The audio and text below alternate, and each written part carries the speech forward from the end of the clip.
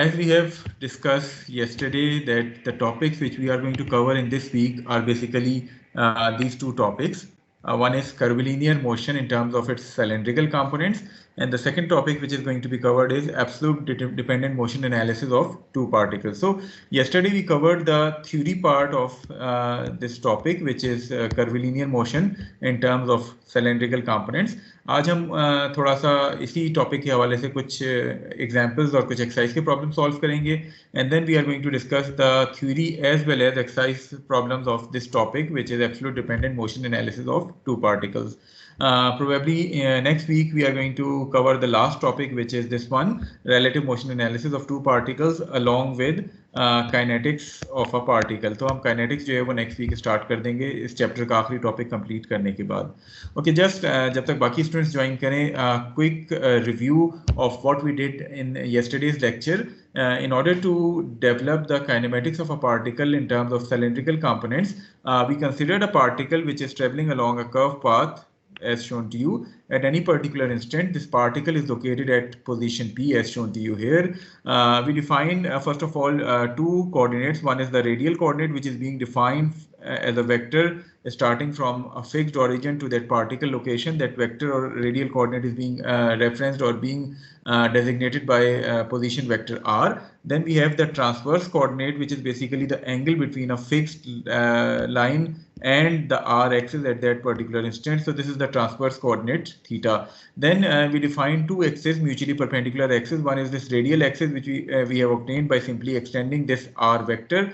The second one is the transverse axis, which is being obtained to be perpendicular to this radial axis at that particular instant, and its positive direction is designated by the unit vector u theta. The positive direction of ur is being designated by the unit vector ur. तो इस तरह हमने ये दो mutually perpendicular axes define की थी. At any particular instant, the position of this particle is defined by the position vector r. So this vector r was defined to you as rur, where this small r is basically the magnitude or length of this vector and ur represents its direction. Then for velocity, we differentiated this vector in order to find out the velocity vector.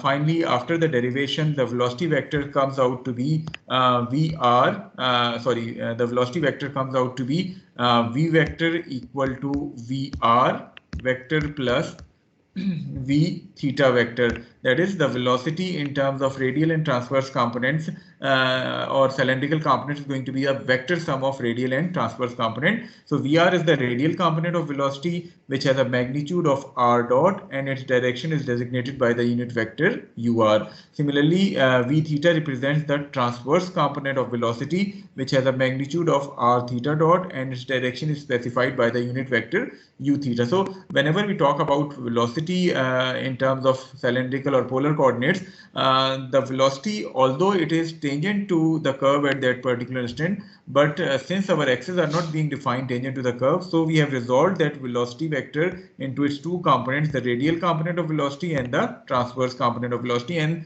the overall magnitude of velocity is going to be the vector sum of its radial and transverse components. Then for acceleration, we differentiated this velocity vector once again in order to find out the acceleration vector. After differentiating and then simplifying those equations, the acceleration vector in terms of polar coordinates or cylindrical coordinates comes out to be a equal to ar vector plus a theta vector. That is, the acceleration in terms of cylindrical components is going to be the vector sum of radial and transverse components. So overall, the acceleration is going to be the vector sum of radial and transverse components. The radial component of velocity would have a magnitude of r double dot minus r theta dot square, and its direction is specified by the unit vector ur. Similarly, the transverse component of acceleration would have a magnitude of r theta double dot plus 2r dot theta dot, and its direction is specified by the unit vector u theta. So the overall acceleration is going to be the vector sum of these two components. इस तरह आप acceleration का overall magnitude जो है वो determine कर सकते हैं. So these were the derivation which were done for a particle which is moving within a plane. So आपके पास ये terms आ रही थी position vector की, velocity vector की और acceleration vector की. However, if the particle is traveling in space, then these three additional terms, one each in position, velocity, and acceleration, are going to be added in R, V, and A. ये तीनों terms कहाँ से आई हैं? हम कहते हैं कि चूंकि पार्टिकल अब स्पेस में मूव कर रहे हैं, सो आपके पास ये जो हाइट है इस पार्टिकल की ये भी चेंज हो रही है. So this z is being defined to you as a function of time, and this z is the same z axis जो कि इससे पहले XYZ कोऑर्डिनेट सिस्टम में आपने जो है वो देखी थी. तो चूंकि ये एक्सिस फिक्स हैं, आपके पास z as a function of time है, उसको आपने पोजीशन वेक्टर में इंक्लूड कर लिया, z डॉट को आपने वेलोसिटी वेक्टर में और z डबल डॉट को आपने एक्सेलरेशन वेक्टर में ऐड कर लिया. तो अब आपके वेलोसिटी के भी 3 कंपोनेंट्स आ रहे हैं, एक्सेलरेशन के भी आपके पास 3 कंपोनेंट्स आ जाएंगे. सो this is how you can define the kinematics of a particle in terms of cylindrical components. अगर आप सिर्फ r थीटा लेते हैं तो वो पोलर कोऑर्डिनेट्स आ जाते हैं. अगर आप z को भी इंक्लूड कर लेते हैं तो it would become cylindrical components. आपकी 3 डायमेंशनल ये चीज हो जाएगी और आपके पास तीनों एक्सिस जो है वो इन्वॉल्व हो जाएंगी, r axis, theta axis as well as the z axis. Then we said that we can have 2 different set of problems relevant to this topic. The first set involves that both r and theta are defined to you as a function of time. So if both r and theta are defined to you as a function of time, you can easily calculate r dot, you can easily calculate r double dot. Similarly, theta dot and theta double dot can also be calculated easily, and then you can use these values along with r and theta in order to define the velocity and acceleration of that particle. However, the second set consists of the equation in the form r as a function of theta rather than as a function of t. So in that case, you need to use the in order to find out the relationship between r dot, theta dot, r double dot, and theta double dot. So today we are going to solve some examples and problems relevant to both sets, और उसके बाद फिर हम जो है वो next topic start करेंगे. So this was just a quick review कि हमने कल क्या कुछ किया था. I hope कि कल की तमाम चीजें हर एक को क्लियर हैं. किसी को कोई डाउट तो नहीं है कल के लेक्चर के हवाले से? जी, किसी की कोई क्यूरी रिगार्डिंग यस्टरडेज लेक्चर, ताकि फिर हम आज के एग्जांपल्स जो है वो स्टार्ट करें. No, sir. Okay, so let us start with the first example of today's lecture, in which we are going to start with example 12-18. We have a rod which is being named as OA here. So this rod OA is rotating in a horizontal plane as shown to you in the figure, such that at any given instant, this theta, which is your angular displacement, it is defined to you as a function of time, which is theta equal to t cube. So this is the theta. Initially, this rod was located in this position when theta is equal to 0. So this was the original location of this rod when theta is equal to 0. This rod is rotating within this horizontal plane. So this is the horizontal plane जिसमें ये rod rotate कर रही है. And at any particular instant, this value of theta as a function of time is given to you as theta equal to t cube.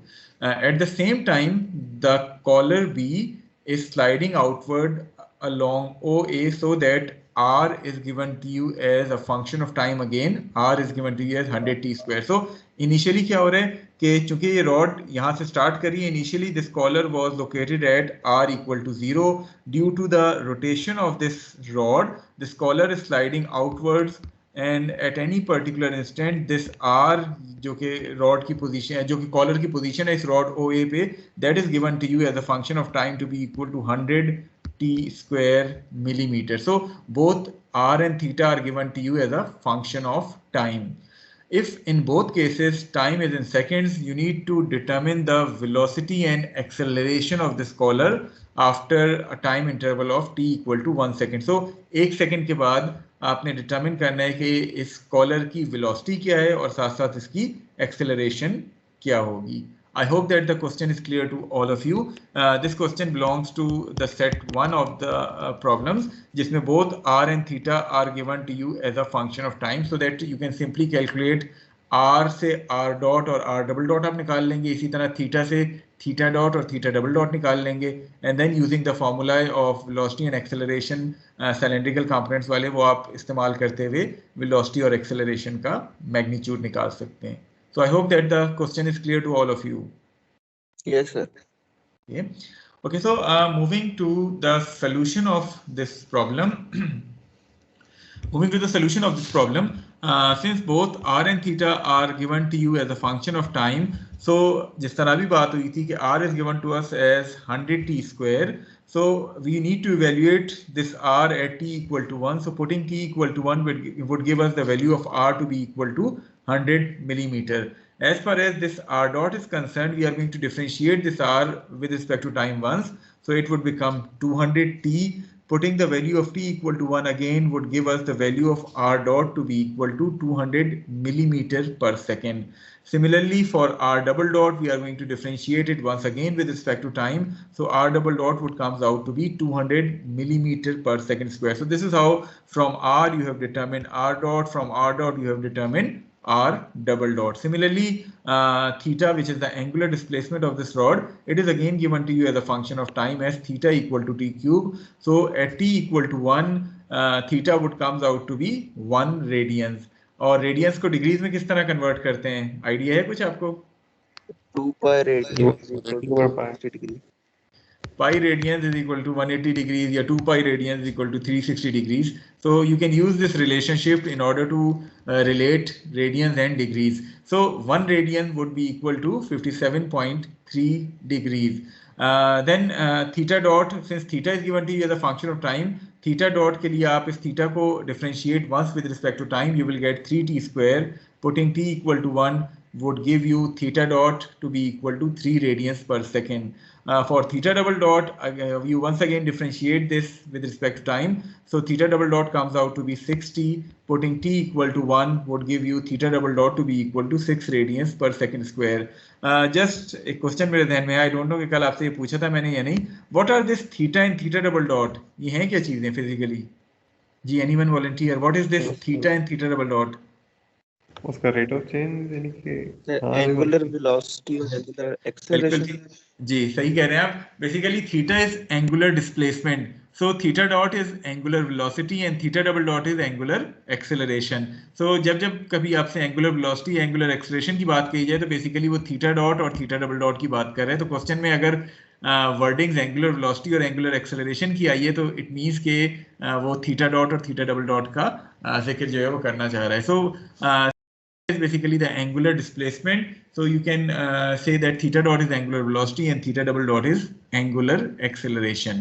Okay, so आपने किया क्या कि theta से थीटा डॉट और theta double dot की values निकालनी और उससे रेलिवेंट आपको ये वैल्यूज मिल गई. इसी तरह R dot R double dot की रेलिवेंट वैल्यूज आपको मिल गई at time t equal to 1 second.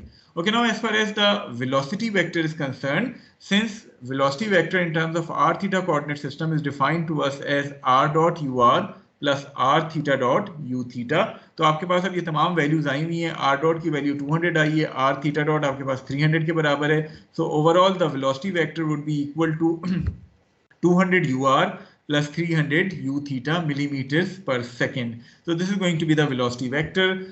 Since 200 and 300 are the components of this velocity vector, so अगर मैं आपसे overall इस velocity का magnitude कहूँ तो it is going to be 200 square plus 300 square whole under root. So overall the velocity would have a magnitude of 360.5 millimeters per second. As far as the angle of this velocity is concerned, आपके पास अगर इस figure को गौर से देखें तो आपके पास जो radial component आया है दैट इज 200 यानी पॉजिटिव आया है. Transverse component is 300 which is again positive. So radial भी पॉजिटिव है, ट्रांसवर्स भी पॉजिटिव है.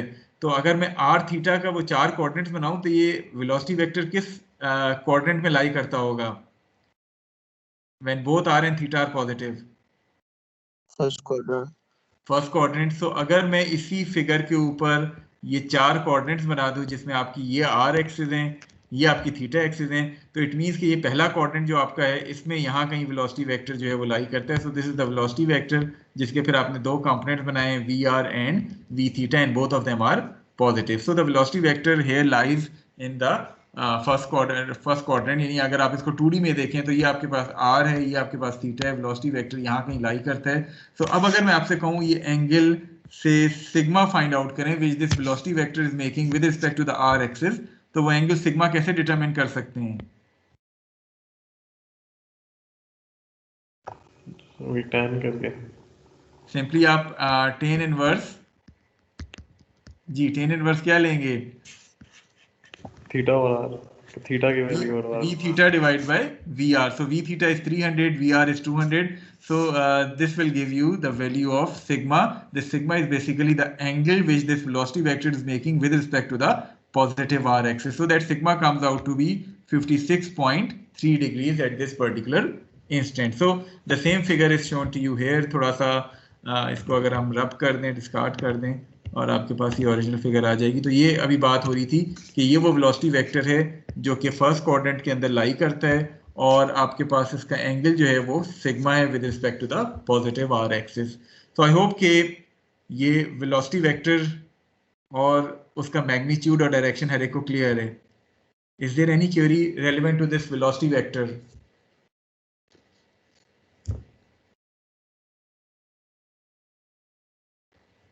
क्लियर है सारी चीजें? Yes sir.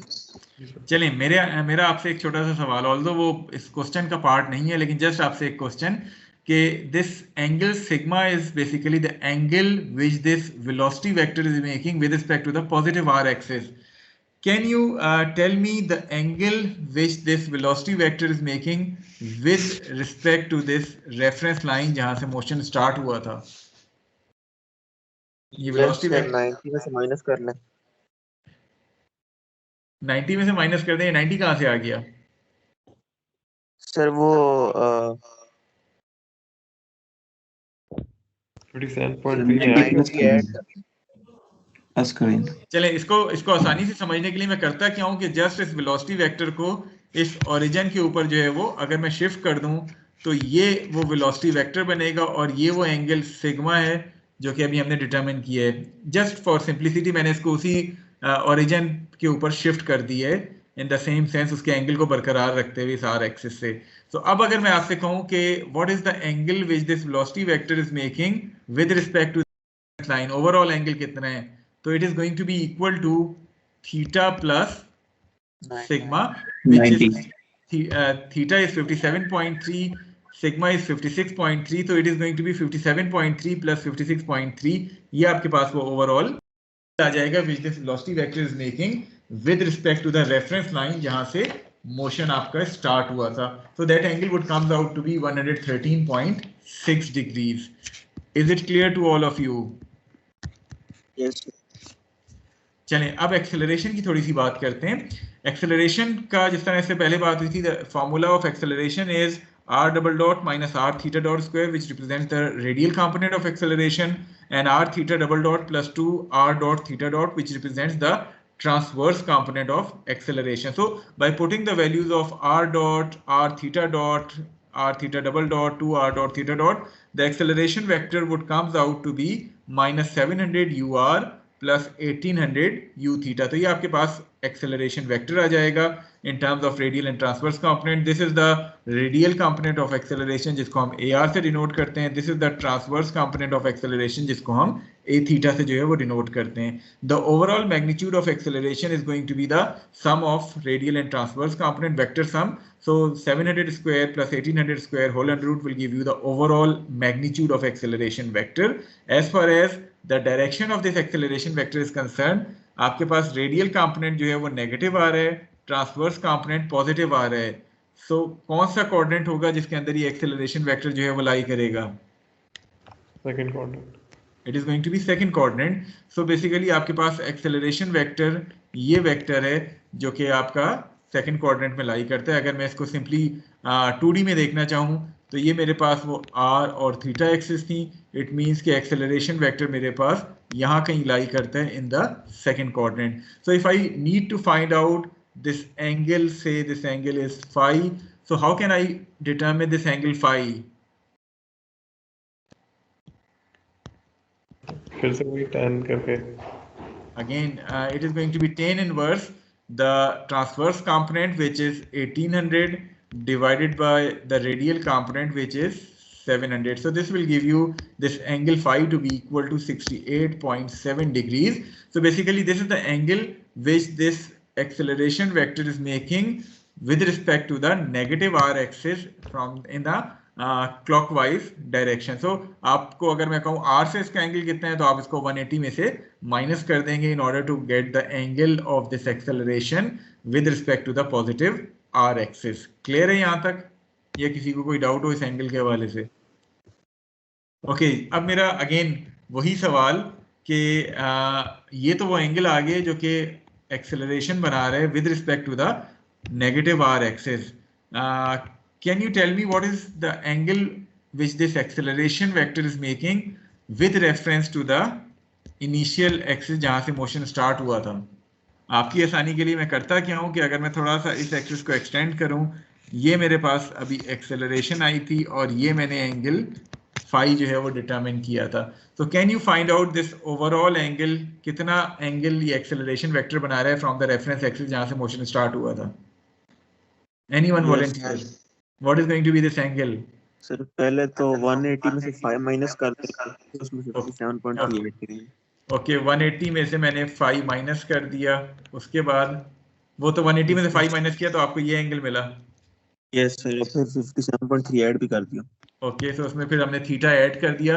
तो this is going to be the overall angle which this acceleration vector would be making with respect to the reference axis जहां से मोशन स्टार्ट हुआ था। So is it clear to all of you, या किसी का कोई question हो किसी मैग्नीट्यूड या एंगल के हवाले से? क्लियर है सर। क्लियर है, आसान है चीजें, कोई ज्यादा मुश्किल कहानी तो नहीं है। चलें नेक्स्ट वीक से हम कोशिश करेंगे कि नर्स ने अभी थोड़ा सा अलाउ किया है कि ऑनलाइन क्विजेस भी हम ले सकते हैं। ऑल्दो अभी इसकी एग्जैक्ट पॉलिसी नहीं आई, लेकिन मोस्ट लाइकली हम अगले वीक से थोड़े थोड़े से क्विजेस भी लेना शुरू कर देंगे। जिस तरह आपकी स्टैटिक्स में हमने क्विज नहीं लिए थे एमएस टीम्स एमएस उसके फॉर्म्स के साथ, तो टॉपिक्स में आपको बता दिया करूंगा और हर हफ्ते 2 हफ्ते के बाद हम एक आध क्विज ले लिया करेंगे ताकि ये पता चलता रहे कि समझ सबको आ रही है या खाली आप यस सर ही कर रहे हैं। ठीक है, moving on to the next example which is example 12-20. I hope कि बाकी इंस्ट्रक्टर्स ने भी कुछ आपसे शेयर किया होगा regarding those quizzes. CR, कोई क्विजेस के हवाले से बात हुई है किसी से?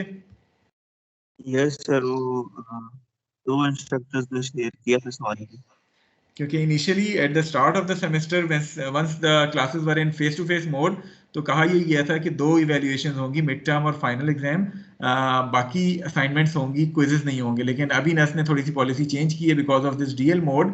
प्रोबेबली आपके क्विजेस भी अब इंट्रोड्यूस हो जाएंगे और शायद ओवरऑल वेटेज उनकी 20 to 30% हो। तो बजाय इसके कि हम आखिर में एकदम से सारे क्विजेस ने, हम अभी से क्विजेस जो है वो स्टार्ट कर देंगे probably from next week onward. ठीक है, टॉपिक्स में आपको बता दिया करूंगा जिसमें से क्विज होगा और उसके हवाले से फिर हम एमएस फॉर्म्स के ऊपर उसी तरह जिस तरह स्टैटिक्स में क्विज होते थे उस तरह आपके क्विजेस जो है वो कंडक्ट हुआ करेंगे। Okay, moving on to example 12-20. You have a fork rod, which is this particular rod shown to you here. So this is a fork rod which is being grounded at one point. So अगर आप किसी भी rigid body को किसी एक point से ground कर दें तो the only motion which is possible in that rigid body is that of pure rotation about that point. So this fork rod is basically rotating within the plane और इस rotation की वजह से ये जो cylindrical peg A है, it is basically moving in this slot which is shown to you. The function of this slot is given to you as r equal to 0.51 minus cos theta. यानी आपके पास ये जो slot है इसका r as a function of theta जो है वो known है। तो अब हम थोड़ा सा स्टेटमेंट देखते हैं। Due to the rotation of this fork rod, the cylindrical peg A travels along the slotted path, a portion of which is in the shape of a cardioid, for which r is given to you as a function of theta to be equal to 0.51 minus cos of theta, where theta is in radians. If the peg's velocity is given to you as 4 feet per second and its acceleration is given to you as 30 feet per second square, so this cylindrical peg have a velocity of 4 feet and an acceleration of 30 feet per second square at the instant when theta is 180 degrees. So at the instant when this theta is 180 degrees, ये इसकी peg की linear velocity और acceleration जो है वो आपको given है। आपसे कहा क्या जा रहा है, you need to determine the angular velocity and angular acceleration of this fork rod. So you need to basically determine theta dot and theta double dot at the instant when theta is 180 degrees. Figure और question हर एक को clear है या किसी को question के हवाले से कोई सवाल, कोई क्यूरी, कोई doubt? Okay, so this belongs to the second set of problem in which r is given to us as a function of theta rather than as a function of time. तो अब इस case में हम करेंगे क्या कि हमें r as a function of theta के तौर पे नोन है which is 0.51 1 minus cos theta. So r as a function of theta is known to us, which is 0.5 1 minus cos of theta. सबसे पहली बात तो ये कि we need to perform this analysis when theta is 180 degrees. So putting theta equal to 180 degrees, cos 180 कितना होता है? -1. -1. So 1 minus -1 वो 2 हो जाएगा. 2 into 0.5 will give you the value of r to be equal to 1 fit at theta equal to 180 degrees. Okay, r तो आसान था. Now in order to calculate r dot basically क्या होता है? r dot होता है dr by dt. जिस तरह कल बात हुई थी कि जब भी हम डॉट की बात करते हैं, dot represents the first derivative with respect to time. So r dot is basically dr by dt. But since हमारे पास r is defined to us as a function of theta, so we cannot directly find dr by dt. Rather, we are going to use chain rule in order to find dr by d theta into d theta by dt. तो हम इस chain rule का इस्तेमाल करते हुए dr by dt जो है वो determine करेंगे, since r is given to us as a function of theta rather than the function of time. So अगर मैं dr by d theta की बात करूं, so 0.5 1 minus cos theta, इसका derivative with respect to theta क्या होगा? cos का derivative क्या होता है cos थीटा का? Minus sine theta. Minus sine theta. तो माइनस माइनस साइन जो है वो कैंसिल हो गए और आपके पास dr by d थीटा जो है वो एक तरह से 0.5 साइन थीटा जो है वो बचेगा. सो dr by d थीटा आपके पास 0.5 साइन थीटा बचेगा. d theta by D T आपके पास क्या होता है? वो आपके पास थीटा डॉट के बराबर होता है. तो इस तरह आपने चेन रूल अप्लाई करते हुए r डॉट जो है वो डिटरमिन किया. So it would become 0.5 sign theta into theta dot. ये थीटा डॉट कहाँ से आ रहा है ये हर एक को क्लियर हो गया है, क्योंकि अक्सर लोग एग्जाम पॉइंट ऑफ व्यू से इस चीज़ को भूल जाते हैं और सिंपली वो कहते हैं कॉस का डेरिवेटिव साइन है तो 0.5 साइन थीटा लिख के वो कहानी खत्म कर देते हैं. हालांकि यहाँ चूंकि आपके पास r as a function of theta है तो चेन रूल के तहत आपको d थीटा बाई dt भी अपने इस इक्वेशन में शामिल करना है, which is basically theta dot जिसको हमने यहाँ रिप्रेजेंट किया है. Is this step clear to all of you? Yes sir. किसी को r डॉट के हवाले से कोई शक? Okay, what is sine 180? 0. तो इसकी वजह से हमारे पास r डॉट जो है वो 0 के बराबर आ जाएगा. सो पहले हमने r की वैल्यू फाइंड की theta is equal to 180 degrees. उसके बाद हमने r डॉट को इवेल्युएट किया और थीटा 180 डिग्रीज पे हमने देखा कि r डॉट की वैल्यू हमारे पास 0 आ गई है. Okay, now coming to r double dot. r double dot क्या है कि आप इसी r डॉट को एक और दफा डिफरेंशिएट कर देंगे विद रिस्पेक्ट टू टाइम. सो आपके पास r डबल डॉट क्या हो जाएगा? अब आपके पास r डबल डॉट होगा एक तरह से d over dt 0.5 sine theta into theta dot. ये आपने इसका डेरिवेटिव लेना है विद रिस्पेक्ट टू टाइम. अब होगा क्या इसमें? 0.5 को तो आप ऑटोमेटिकली बाहर ले आएंगे because it is a constant thing. So आपके पास sine theta and theta dot ये भी विद रिस्पेक्ट टू टाइम जो है वो चेंज हो रहा है, थीटा डॉट भी with respect to time change हो रहा है. तो आप किस तरह इसको डिफरेंशिएट करेंगे? कोई आइडिया? प्रोडक्ट रूल से आप प्रोडक्ट रूल लगाएंगे. वो प्रोडक्ट रूल क्या कहते हैं कि एक दफा आप थीटा डॉट को अगर कांस्टेंट रखें तो इसका डेरिवेटिव लेंगे, फिर दूसरी दफा इसको कांस्टेंट रख के थीटा डॉट का डेरिवेटिव लेंगे. सो बेसिकली आप प्रोडक्ट रूल जो है वो अप्लाई कर रहे हैं for finding r double dot. वो प्रोडक्ट रूल फाइंड करने के लिए एक दफा दोबारा देख लें हम कर क्या रहे हैं कि चूंकि हमने इस चीज़ को डिफरेंशिएट करना है, ये 0.5 तो कांस्टेंट था, ये बाहर आ गया. आपने पहले थीटा डॉट को कांस्टेंट रखा. अब इस चीज़ को देखें, अगर आप साइन थीटा और थीटा डॉट को डिफरेंशिएट कर रहे हैं, पहले आपने थीटा डॉट को कांस्टेंट रखा. साइन का डेरिवेटिव क्या होता है? It is basically cos theta into theta dot. वही चेन रूल आपने इस्तेमाल कर लिया. तो आपकी पहली टर्म ये कंप्लीट हो गई. फॉर द सेकेंड टर्म आपने साइन थीटा को कांस्टेंट रखा, थीटा डॉट का डेरिवेटिव आपके पास थीटा डबल डॉट आ जाएगा. सो बेसिकली आपका ये r डबल डॉट होगा जो कि आपने चेन रूल के तहत जो है वो डिटरमिन कर लिया. It is going to be cos theta into theta dot square plus sine theta into theta double dot. Is it clear to all of you? या किसी को कोई डाउट इस हवाले से? क्लियर है? Okay, so once you have found that r dot, again sine 180 आपके पास 0 आ जाता है, तो ये वाली टर्म आपके पास 0 हो गई. cos 180 आपके पास -1 होता है. So overall this would become -0.5 theta dot square. Now the velocity was given to you at theta equal to 180. The velocity have a magnitude of 4 feet per second. So velocity का magnitude किसके बराबर होता है? उसके radial और transverse component को sum square करके sum करके under root लें. So यहाँ आपको r dot की value पता है which is 0. R आपको पता है which is 1. Theta dot is only unknown quantity. So once you solve it, the angular velocity of this fork rod would comes out to be 4 radians per second. Similarly, at the same instant, acceleration was given to you as 30 feet per second square. By formula, the acceleration is equal to AR square plus A theta square whole under root. ये तमाम चीजें आपको known है, सिवाय इसमें जो unknown quantity है वो आपके पास theta double dot है. So once you solve it, the angular acceleration theta double dot comes out to be 18 radians per second square. So this is going to be the angular velocity and angular acceleration of this fork rod at the instant when theta is equal to 180 degrees. Is it clear to all of you? कोई doubt किसी का? कोई question जो आप पूछना चाहें? Clear, sir. Clear है. Okay, so moving on to the exercise problem. थोड़ा सा हम एक या दो exercise problems करते हैं, उसके बाद थोड़ा सा break कर लेंगे. So 12-169 आपके पास एक कार है which is traveling along a circular path having a radius of 400 feet as shown to you with a constant speed of 30 feet per second. So this car is traveling around this curved path with a constant speed of 30 feet per second. You need to determine the angular rate of rotation theta dot of this radial line and the magnitude of car's acceleration. दो चीजें आपको find करनी है. You need to find out the angular rate of rotation of this rod which is theta dot as well as the magnitude of car's acceleration. वो आपने जो है वो determine करनी है. Okay, किस तरह ये find की जा सकती है? कोई थोड़ा सा idea देंगे? जी, anyone volunteer how we can find these two things, theta dot and A?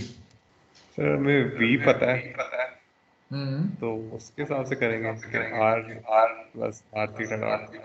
अच्छा, चले मुझे सबसे पहले तो एक बात बताएं. यहाँ आपको r गिवन है as 400 feet. So what is going to be r dot? वो खत्म हो जाएगा फिर. 0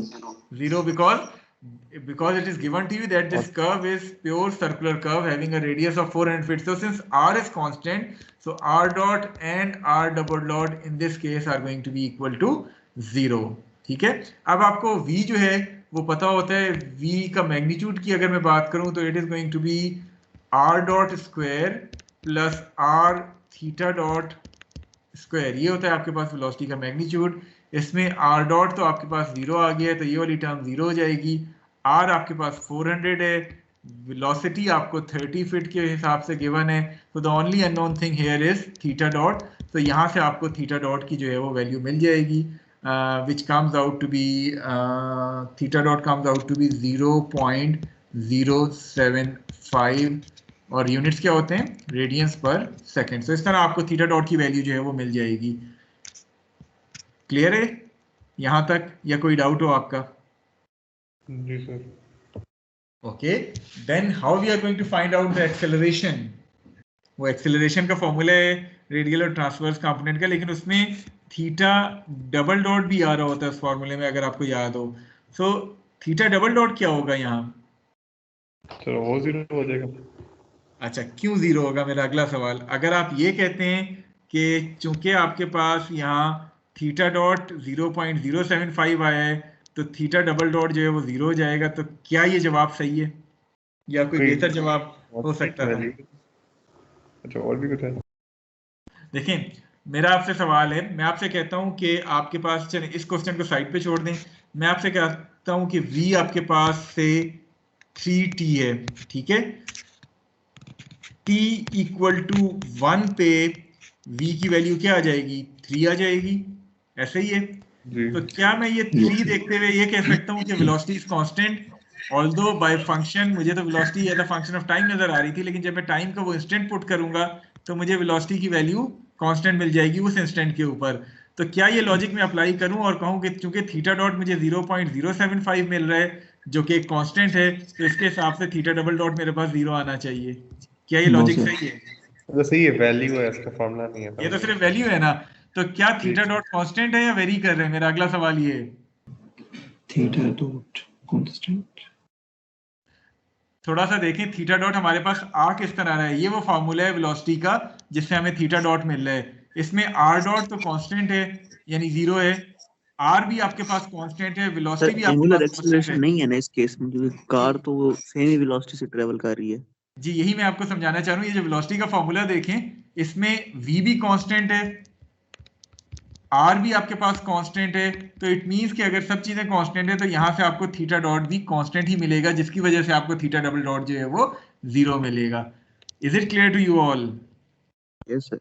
ठीक है, तो चलें अब थोड़ा सा साफ सोल्यूशन देख लेते हैं। हमने अभी बात की कि हमारे पास वेलोसिटी का फॉर्मूला होता है विच इज दिस थिंग, यहाँ तमाम चीजें हमें नोन है, so once we put all the values हमें वेलोसिटी मिल गई थी विच इज 0.075 रेडियंस पर सेकेंड, और चूंकि ये भी आपके पास कांस्टेंट है, आर भी आपके पास कांस्टेंट है, लिहाजा आपके पास थीटा डॉट भी कांस्टेंट आएगा, जिसकी वजह से थीटा डबल डॉट आपके पास 0 हो जाएगा। उसके बाद एक्सेलरेशन के लिए आपने रेडियल और ट्रांसवर्स कंपोनेंट्स एक्सेलरेशन के डाले, यहाँ तमाम चीजें आपको नोन है, so once you put all the values the magnitude of acceleration would comes out to be 2.25 feet per second square, so this is going to be the overall magnitude of acceleration जिसकी हम बात करें, जो कि as a unknown था, यहाँ आपको determine करना था। so is it clear to all of you? कोई डाउट, कोई क्यूरी? क्लियर है सर। Clear है? So moving on to the final problem of this topic, which is 12-187. Again, you have a slotted arm AB which is rotating in a plane as shown to you, and due to rotation of this slotted arm, this cylindrical peg or sphere C is moving within the slot which is shown to you here, and the function of this slot is given to you as r equal to 1.5 theta. So r as a function of theta is given to you, which is r equal to 1.5 theta. आपसे कहा क्या जा रहा है कि in this case you need to determine कि if the arm starts from rest when theta is equal to 60 degrees. So this arm starts from rest when theta equal to 60 degrees. You need to find out the radial and transverse components of velocity and acceleration of the spin once t equal to 1 second, और आपको angular velocity इस rod की given है which is theta dot is given to you as 4t radians पर second. थोड़ा सा सोच लें, उसके बाद मैं आप में से ही किसी से क्वेश्चन करूंगा, थोड़ा सा आप तमाम लोग इस हवाले से सोच लें, उसके बाद आपसे जो है वो क्वेश्चन आंसर थोड़ा से होंगे। Okay Ahmad Deen, can you hear me? अपना माइक अनम्यूट कर दें और थोड़ा सा ये बताएं, r as a function of theta हमें गिवन है which is 1.5 theta, r dot क्या होगा हमारे पास? Ahmed Deen, are you here? Ahmed Murtaza, सास सोहेल? जी sir. r as a function of theta given है, r डॉट क्या होगा? सर सबसे पहले आई थिंक चेन रूल से इसको भी t के अंदर ले आएंगे। हाँ चलें, बनाना चाहें तो आप बना सकते हैं, वरना आप r as a function of theta भी छोड़ें तो इसमें ऐसा वो चेन रूल उस तरह अप्लाई नहीं होगा, r डॉट आपके पास सिंपली 1.5 थीटा डॉट आ जाएगा। अच्छा ठीक है, इसमें कॉस और साइन तो है नहीं जिसपे आप वो चेन रूल अप्लाई करेंगे, तो सिंपली थीटा आपका थीटा डॉट हो जाएगा। ओके, इसी तरह r डबल डॉट क्या हो जाएगा? Mohammad Umar, Hafiz Abdullah? Sir 1.5 theta theta double dot theta dot, r dot 1.5 theta dot होगा, r double dot 1.5 theta double dot हो जाएगा। ओके, अब अब्दुल्ला लियाकत, किस तरह इसको सॉल्व किया जा सकता है? सर मुश्किल वाला पार्ट मेरे पे है। चलें, आप मुश्किल को आसान करके बता दें। इसका आइडिया नहीं है। नहीं आइडिया? ओके, एनी वॉलंटियर जो कि थोड़ा सा सोल्यूशन बताना चाहे, प्लीज रेज योर हैंड या अपने आप को अनम्यूट करके आप बता सकते हैं। इज देयर एनी वॉलंटियर के चलें r dot r double dot तो आ गया, लेकिन सॉल्व इसको किस तरह करना है? Okay, Hamza, can you hear me? Hamza, मेरे ख्याल में ज्यादातर लोग जो है वो क्लास से लॉगिन होके उसके बाद मेरे ख्याल में नाश्ता करने चले गए। यस सर, सर वो थोड़ा माइक का मसला हो रहा था। चलें, मोहम्मद हमजा शाह, आप ये बता दें कि किस तरह सॉल्व किया जा सकता है। सर अभी तक सर ये वाला प्रैक्टिस नहीं किया सर, प्रैक्टिस करके सर पता चलेगा थोड़ा सा। चलें फिर हम डायरेक्टली सोल्यूशन देख लेते हैं, क्योंकि अभी किसी के समझ नहीं आ रहा। So let us move to the solution और देखते हैं कि किस तरह सॉल्व किया जा सकता है। ओके, चूंकि हमें इस केस में जो थीटा डॉट है that is given to us as a function of time, तो थीटा डॉट हमें गिवन है, इससे हम बड़े आराम से सबसे पहले तो थीटा डबल डॉट कैलकुलेट कर सकते हैं। तो थीटा डॉट अगर 4t गिवन है, थीटा डबल डॉट मेरे पास 4 रेडियंस पर सेकंड स्क्वायर आ जाएगा। क्या मैं इससे थीटा कैलकुलेट कर सकता हूँ? Can I calculate theta from this equation? Theta dot होता क्या है? थीटा डॉट होता है basically D theta by D T. तो मैं जो हूँ वो इंटीग्रेशन की मदद से थीटा जो है वो डिटरमिन कर सकता हूँ।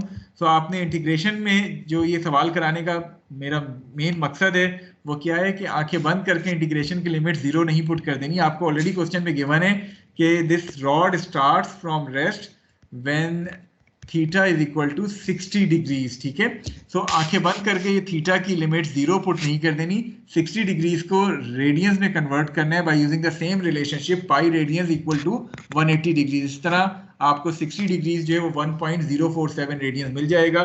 सो आपने जो इंटीग्रेट करना है वो 1.047 से थीटा और 0 से t तक जो है वो इसको इंटीग्रेट करना है। इससे आपके पास theta as a function of time आ जाएगा। Putting the value of t equal to 1 would give you the value of theta to be equal to 3.047. Theta dot आपके पास 4 रेडियंस पर सेकेंड है, थीटा डबल डॉट 4 रेडियंस पर second square आ गया है। आर आपको 1.5 थीटा गिवन था, r dot 1.5 theta dot given है, आर डबल डॉट आपको 1.5 थीटा डबल डॉट गिवन है। तो एक तरह से आपको ये theta, theta dot, theta double dot, R dot और आर डबल डॉट की वैल्यूज मिल जाएंगी। The remaining question is really simple कि आपने रेडियल और ट्रांसवर्स कंपोनेंट निकालने हैं। रेडियल कंपोनेंट वेलोसिटी का r डॉट के बराबर होता है, ट्रांसवर्स कंपोनेंट वेलोसिटी का r थीटा डॉट के बराबर होता है। इसी तरह एक्सेलरेशन का रेडियल और ट्रांसवर्स कंपोनेंट जो है वो निकाल लिए। तो इस तरह आप इसको ओवरऑल जो है वो सॉल्व कर सकते हैं। इसमें जो मेन पार्ट था या मेन ट्रिकी पार्ट था वो ये पहला पार्ट था कि किस तरह आपने थीटा को as a function of time बनाना है यूजिंग इंटीग्रेशन, और उसमें इंटीग्रेशन करते हुए ये इसकी लिमिट्स क्या रखनी है उसको थोड़ा सा ध्यान रखना है। बाकी पार्ट्स तो सिंपल फॉर्मूला में वैल्यूज पुट करने हैं और आपको रेडियल और ट्रांसवर्स कंपोनेंट जो है वो वेलोसिटी और एक्सेलरेशन के मिल जाएंगे। जी, एनी क्यूरी? अब सबको समझ आ गया या अभी भी किसी का डाउट है कोई? Okay, so with this, our current topic, which is kinematics of a particle in terms of its radial and transverse components or cylindrical components, that is over.